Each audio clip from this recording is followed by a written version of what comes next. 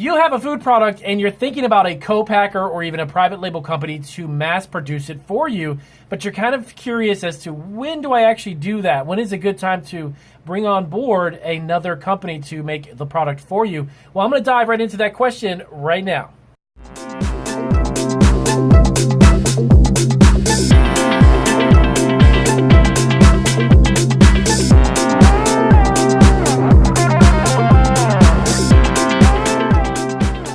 It's Damien from Marketing Food Online, and welcome to my channel. And by the way, thank you guys so much. We actually just surpassed our 15,000th subscriber as of today, which is around 6:55 p.m. Thank you guys very much for the support, and I sincerely thank you for all of the questions and all of the engagement and interaction that you give me on the channel to help me help you guys figure out your food business questions. So thank you very much, by the way.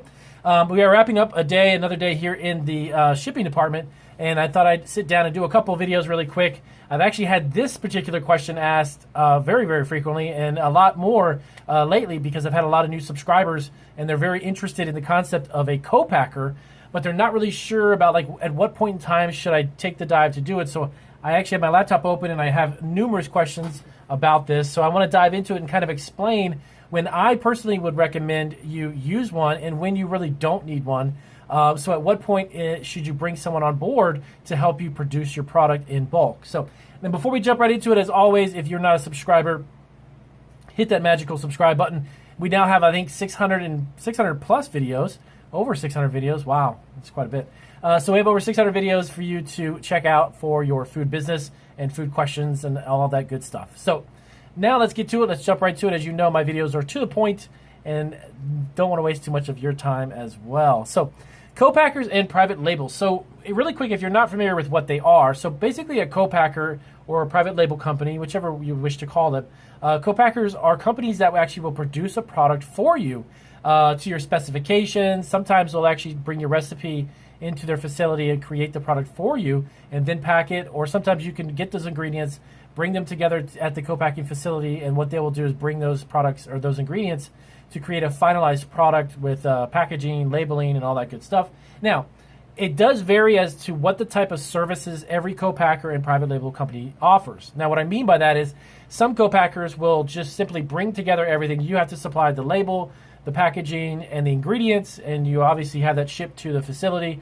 They will take that, and then based upon your specifications on how you want it to be made, they'll basically bring it together, produce it, put it in a case pack, and you're all set. Some co-packers will offer services like if you need a logo and you don't have one, they may have a graphic designer on the premises. They may have someone in-house that does packaging design, that may offer a full service, a full gamut of services, but of course that costs you money if you don't have that done. So just keep that in mind. Not everybody's going to really do the exact same thing, but at the end of the day, the finalized product is going to be the same thing because it's going to be a finished product ready for you to sell or ready to ship to maybe Amazon FBA, maybe a retail store or a food distributor, wherever it may go. So with that being said, now let's move forward. Now the biggest question was, at what point do you actually bring on board a co-packer? Now let me give you a few tips and pointers on how this would be better suited for your product as well as your budget. So number one, where are you making the product? If you're making the product from home and you begin to sell them at farmers markets or local events, and you've got a lot of curiosity, a lot of interest, you're selling maybe a few hundred pieces a month, maybe a couple thousand units a month or so, but you've got a steady local amount of sales, okay? So you see that your product does have a market. Yes, it's local, and it's not something that's nationwide yet or even statewide, but that's good. That is a good sign. But is it the right sign for you to then move forward with a co-packer?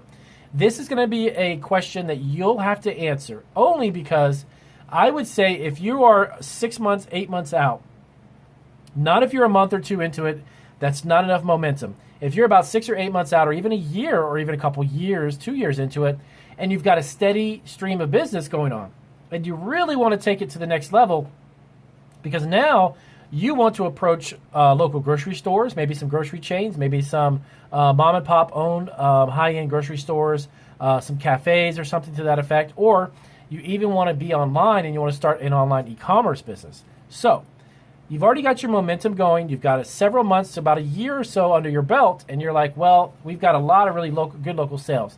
At that point, I would begin to just look around at co-packers. You may find a co-packer who's not in your state, and that, by the way, is perfectly fine. You don't need to find one who's like right down the street, but if you're able to kind of luck out and you found someone who's really close, that's an even better way to do it. The reason being is that you can go to these facilities, you can go to the ones that are the managers or the owners that are operating it. You can build a rapport. You have a great relationship with them, so they understand fully what the product is and how you want it to be packaged. Okay, so at that point in time, you want to check and see what kind of a budget. You have a small business. You generate some cash flow. Have you put some aside? Have you put money aside to at least maybe do a small run? Maybe do a couple hundred units, maybe a couple thousand units, maybe not 100,000 or more, but just a little bit. So if that is the case, then yes, at that moment in time, I would recommend you find somebody who can do what you need them to do. They can put out the product in a meaningful amount of time, very short period of time, and you have an outlet for that product. Now, this is where it gets a little tricky. So you have some local sales and a local business. That sounds great, but here's what happens when you have a co-packer who's making 2,000, 3,000, or 4,000 units. You need to have an outlet for that. So remember in the beginning when I was talking about you want to find one. Don't sign anything yet and don't start producing it yet because you need to have some outlet, either a grocery store or you got to have a retail store or maybe a food distributor or something to that effect who can take those products once you have them made and then they're going to sell them either for you or it could be a retail store that just sells it in their store.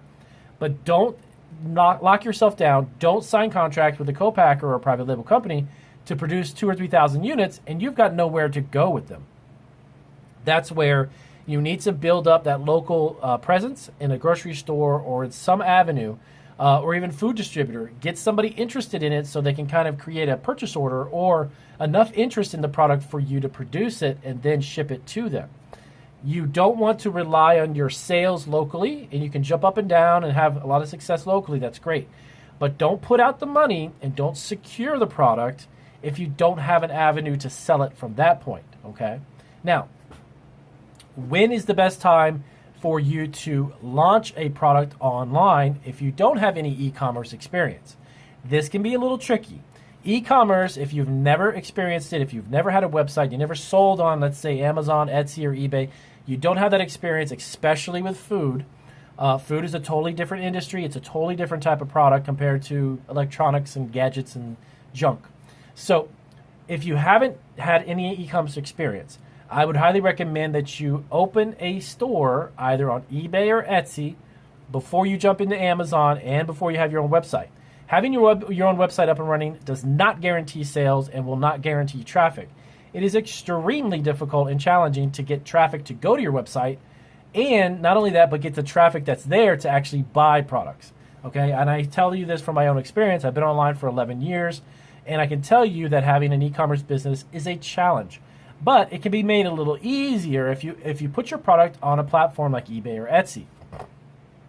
From that, give yourself a little bit of time so you can experience how e-commerce works and you can educate yourself and learn on how you can run an e-commerce business. Then, and only then, I would say take the leap and go onto Amazon, because Amazon is a totally different learning platform. There's a lot of stuff that you need to learn before you can really begin to get sales going on Amazon, especially if you don't have experience. So I would say if you're looking to minimize the amount of risk, amount of time, and the investment, is to really focus on local avenues first. Get some cash flow moving, much bigger than you were by just selling from home. And then from there, that would make more sense for you to optimize and utilize a co-packer or another business to pack for you. So I hope that answers your question. I have a bunch of you who've asked that question. Take your time and learn as much as you can about co-packers, and then contact numerous ones. I have a lot of videos on my channel that actually offer co-packer lists that you can download from our website. I do charge for them. It actually has a culmination of 20 questions to ask your co-packer. Most of those co-packer lists have over 100 or more, or even 80 or 50 different co-packing under certain types of products. So I brought all those together, and I bring them together on our website, marketingfoodonline.com. So check those out if you need help finding a list and questions to ask and a way to get your product into a co-packer. So I hope that helps you out. I hope that gets your question answered. As always, if you have any more questions, let me know down in the comments section. And in the description, we have a lot of other resources too that you can definitely check out. So I'll see you guys on the next video, and thank you guys again.